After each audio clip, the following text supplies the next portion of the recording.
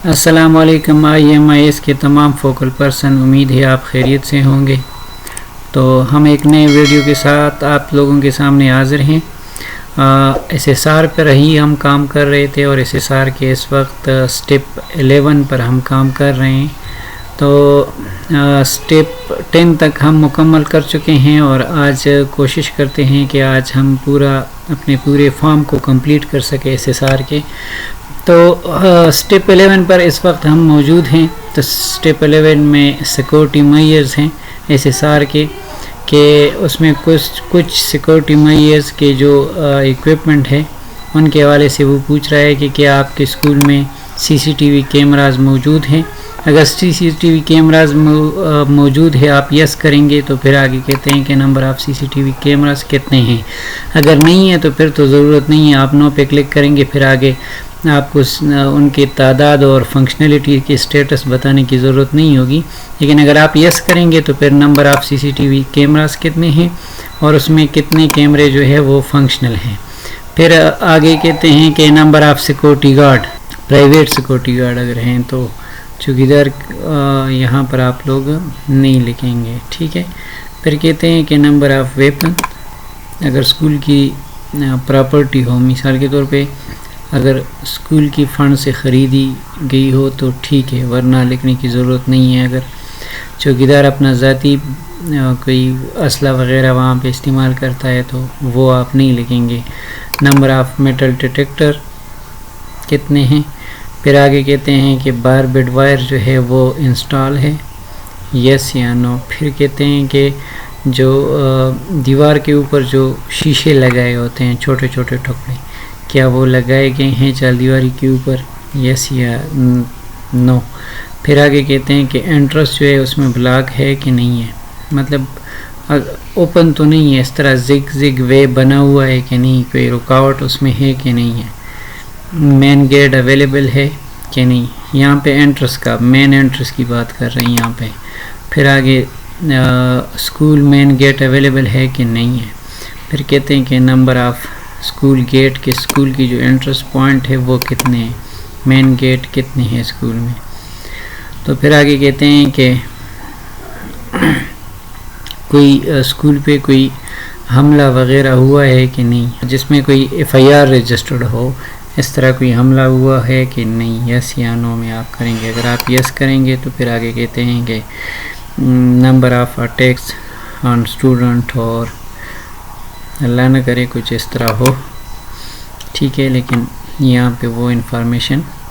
آپ لوگوں کو دینی ہوگی، ٹھیک ہے۔ اگر آپ نو کریں گے تو پھر آگے لکھنے کی ضرورت نہیں ہے، اور اگر آپ یس کریں گے تو پھر کہتے ہیں کہ کتنے اٹیک ہوئے ہیں اور کتنے ٹیچرز پہ ہوئے ہیں، اور پھر کہتے ہیں کہ number of attack on institute, جو ادارہ ہے اس پہ کتنے اٹیک ہوئے ہیں، اور پھر آخر میں پوچھتے ہیں کہ number of incident of corporal punishment recorded in the current year, جو بچوں کو کارپورل پنشمنٹ ہے، جسمانی سزا جس کو کہتے ہیں، وہ ان کے کتنے کیسز اس سال میں ریکارڈ ہوئے ہیں، ٹھیک ہے۔ تو یہاں تک مکمل کرنے کے بعد پھر آپ نیکسٹ کریں گے تو آپ 12 سٹیپ پہ آ جائیں گے، سٹیپ نمبر 12 پہ آپ آ جائیں گے۔ سٹیپ نمبر 12 میں آپ سے PTC کے بارے میں پوچھتا ہے، پیرنٹ ٹیچر کونسل کے بارے میں، ان کے ممبرز کے بارے میں آپ سے وہ پوچھتے ہیں۔ تو سب سے پہلے یہاں پہ وہ کہتے ہیں کہ کیا PTC اسٹیبلشڈ ہے، تو آپ یس یا نو، اگر اسٹیبلشڈ ہے تو آپ یس کریں، اگر اسٹیبلشڈ نہیں ہے تو آپ نو کریں، لیکن اسٹیبلشڈ ہونی چاہیے، ٹھیک ہے۔ پھر دوسرے نمبر پہ آپ سے پوچھتے ہیں کہ ڈیٹ آف اسٹیبلشمنٹ کیا ہے، PTC کی جو ڈیٹ آف اسٹیبلشمنٹ ہے وہ کب کی ہے، اور پھر آگے کہتے ہیں کہ PTC ممبرز جو ہے وہ ٹرین ہے یا نہیں، ٹھیک ہے۔ اور پھر آگے کہتے ہیں کہ PTC چیئرپرسن کا نام کیا ہے، PTC چیئرپرسن کا کانٹیکٹ نمبر کیا ہے، ان کا جو PTC بینک ہے وہ بینک کا نام کیا ہے، اور پھر آگے کہتے ہیں وہ بینک کا نام آپ یہاں سے سلیکٹ کریں گے کون سا بینک ہے۔ پھر آگے برانچ کا نام کیا ہے، اور پھر کہتے ہیں برانچ کوڈ، پھر اکاؤنٹ نمبر کیا ہے، پھر آگے پوچھتے ہیں کہ پی ٹی سی کی لاسٹ جو الیکشن ہوئی ہے وہ کب ہوئی ہے، کون سے ڈیٹ کو ہوئی ہے، اور پھر آگے کہتے ہیں کہ بیلنس اماؤنٹ اپ ٹو 30 جون 2024، 30 جون 2024 تک اس میں کتنی اماؤنٹ موجود تھی، تو وہ آپ بینک سٹیٹمنٹ سے دیکھ سکتے ہیں، اور پھر کہتے ہیں کہ 31 اکتوبر 2024 تک اس میں کتنی اماؤنٹ موجود ہے۔ پھر آگے کہتے ہیں کہ amount received from government July 24 to 31 October 2024، کہ اس فائنینشیل ایئر میں، فائنینشیل ایئر یکم جولائی سے سٹارٹ ہوتا ہے، کہ اس فائنینشیل ایئر میں 31 جولائی سے 31 اکتوبر تک، یکم جولائی سے 31 اکتوبر تک کتنی اماؤنٹ ملی ہے، اور amount received from other source, کسی اور ذرائع سے کوئی اماؤنٹ وغیرہ پی ٹی سی میں پی ٹی سی کی مد میں دی ہے کہ نہیں۔ پھر آگے کہتے ہیں کہ ایکسپینڈیچر ان دس ایئر، مطلب اس فائنینشیل ایئر میں پی ٹی سی سے کتنا خرچہ کیا گیا ہے، مطلب یکم جولائی 2024 سے 31 اکتوبر 2024 تک کتنا خرچہ کیا ہے، وہ اماؤنٹ لکھنی ہے یہاں پہ۔ اور پھر آگے کہتے ہیں number of meeting held in the last month, تو آخری مہینے میں کتنی پی ٹی سی کی میٹنگ کرائی گئی، اور پھر آگے کہتے ہیں کہ پی ٹی سی کی اسٹیٹمنٹ جو ہے وہ موجود ہے کہ نہیں، ٹھیک ہے۔ پھر آگے پی ٹی سی ممبر لسٹ ہے، پی ٹی سی ممبر لسٹ میں آپ لوگ کیا کریں گے، یہاں پہ ایک بات یاد رکھیں، اگر آپ لوگوں کی پی ٹی سی کے اس ممبر کے جو پی ٹی سی کے ممبرز ہیں وہ اپڈیٹڈ ہیں تو وہ یہاں پہ شو ہوں گے آپ کے پاس، ٹھیک ہے۔ تو آپ لوگ کیا کریں گے کہ ان میں چیک کریں کہ جو موجود ہے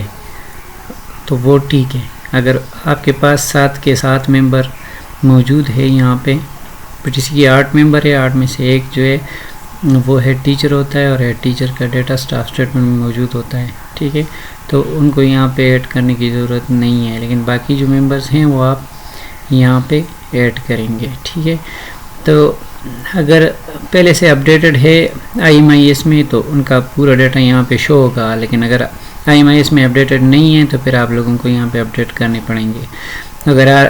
دوسری بات، اگر آئی ایم آئی ایس میں اپڈیٹڈ ہے لیکن اب بھی اس میں کوئی چینجز وغیرہ آ گئی ہیں تو وہ بھی آپ لوگ یہاں پہ کریں گے۔ کس طرح کہ سب سے پہلے آپ ان ممبر کو دیکھ لیں گے کہ یہ سارے کے سارے آپ کے ابھی بھی آپ کے پی ٹی سی ممبرز ہیں، اگر ہیں تو ٹھیک ہے، اگر نہیں ہیں تو پھر آپ کیا کریں گے، آگے یہاں پہ دیکھیں ان کی سٹیٹس لکھی ہوئی ہے، ٹھیک ہے، یہاں پہ دیکھیں کہ یہ پی ٹی سی کا ممبر ہے، ابھی بھی یہ اویلیبل ہے کہ نہیں ہے۔ اگر ابھی بھی آپ کا ممبر، آپ کے اسکول کا ممبر اب وہ نہیں ہے تو پھر آپ لوگ کیا کریں گے، آپ یہاں سے سٹیٹس کو ان ایکٹیو کریں گے، ٹھیک ہے، یہاں سے،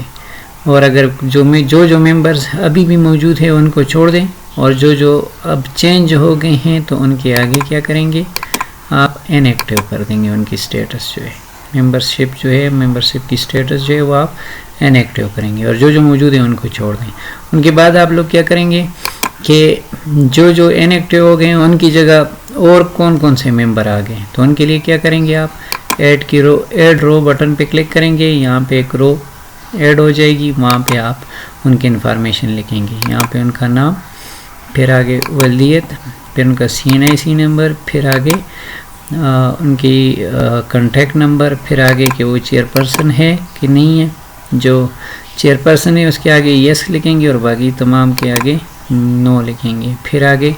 کہ ممبرشپ، ان کی ممبرشپ وہ کب ایز اے ممبر بنا، اور پھر آگے اس کا ایڈریس کیا ہے، اور آگے سٹیٹس اس کی اویلیبل چھوڑ دیں، ٹھیک ہے۔ تو اس طرح پی ٹی سی کے ممبر جو ہے وہ آپ نے پورے کرنے ہیں۔ اگر کوئی رو آپ لوگوں کے پاس غلطی سے ایڈ ہوگی تو پھر آپ اس رو کو ڈیلیٹ بھی کر سکتے ہیں، ٹھیک ہے جی۔ تو اس کے بعد آپ لوگ نیکسٹ کریں گے تو آپ آخری سٹیپ پہ آ جائیں گے، سٹیپ نمبر 13 پہ۔ 13 سٹیپ پہ آپ کیا کریں گے، وہاں پہ آپ سے اسکول فرنیچر کا پوچھ رہا ہے، لیکن اسکول پر فرنیچر میں جو آفس کا فرنیچر کے ہے اس کے حوالے سے پوچھ رہا ہے۔ پہلے نمبر پہ ہے کہ بلیک گرین نوٹس بورڈ ہے کہ نہیں، بلیک یا گرین نوٹس بورڈ کتنے ہیں، پھر آگے کہتے ہیں کہ وائڈ نوٹس بورڈ کتنے ہیں، پھر کہتے ہیں کہ آفس ٹیچر ٹیبل کتنے ہیں، پھر آگے آفس ٹیچر ٹیبل ضرورت کتنی ہے، یہ آفس کی بات کر رہے ہیں، ٹھیک ہے. پھر آگے کہتے ہیں کہ آفس ٹیچر چیئر کتنے ہیں، جو آفس ہے وہاں پہ ٹیچر چیئر کتنے ہیں، پھر آفس ٹیچر چیئر ریکوائرڈ کتنی ہے، اور پھر آگے آخری میں پوچھتے ہیں کہ آفس کے لیے المیراز وغیرہ المیرا کتنی ریکوائرڈ ہے. تو یہاں پر پہنچنے کے بعد آپ دیکھیں یہاں پہ آپ کے پاس 2 ریڈ بٹن ہیں، ایک فینش ہے. فینش آپ کریں گے تو پھر آپ اس میں باقی کسی بھی سٹیپ میں جا کے پھر چینجز کر سکتے ہیں، اور اگر آپ فینش اینڈ لاک پہ کلک کریں گے تو پھر آپ اس پہ کسی قسم کی چینجز نہیں کر سکتے ہیں. تو اگر آپ لوگ اپنی پوری ڈیٹا سے مطمئن ہیں کہ جو میں نے پچھلے تمام سٹیپس میں جو ڈیٹا میں نے انٹر کیا ہے وہ ٹھیک ہے، تو پھر آپ فینش اینڈ لاک پہ کلک کریں. اور اگر آپ اس طرح کریں کہ فینش پہ کلک کر کے پھر پیچھے جا کے اپنے پورے ڈیٹا کو ایک دفعہ ریویو کریں اور پھر آ کے دوبارہ اس کو فینش اینڈ لاک پہ کلک کریں تو یہ زیادہ بہتر رہے گا. کیونکہ جب آپ فینش اینڈ لاک پہ کلک کریں گے تو پھر آپ کے پاس چینجز کرنے کی رائٹس نہیں رہتے ہیں، پھر آپ اپنے ڈسٹرکٹ فوکل پرسن کے ساتھ رابطہ کریں گے اور پھر وہ دوبارہ آپ کے فارم کو انلاک کرے گا، تب جا کے آپ چینجز کرنے کے قابل ہو جائیں گے. تو میری تو یہی سجیشن ہے کہ آپ ایک دفعہ فینش کریں، پھر جا کے تمام سٹیپ کو ایک دفعہ پھر تارولی چیک کریں اور پھر آخر میں آ کر فینش اینڈ لاک پہ کلک کریں. یہاں تک اس حسار کے ہمارے 13 کے 13 سٹیپ کمپلیٹ ہو جاتے ہیں. 13 کے 13 سٹیپ میں نے آپ لوگوں کو پریکٹیکلی بھی سمجھا دیے ہیں. امید کرتے ہیں کہ آپ لوگوں کو سمجھ آئی ہوگی، اور اس کے علاوہ بھی اگر کسی کو کسی قسم کا کوئی ایشو ہو تو وہ ہمیں کمنٹس میں بتا سکتے ہیں. اجازت دیجیے، اللہ حافظ.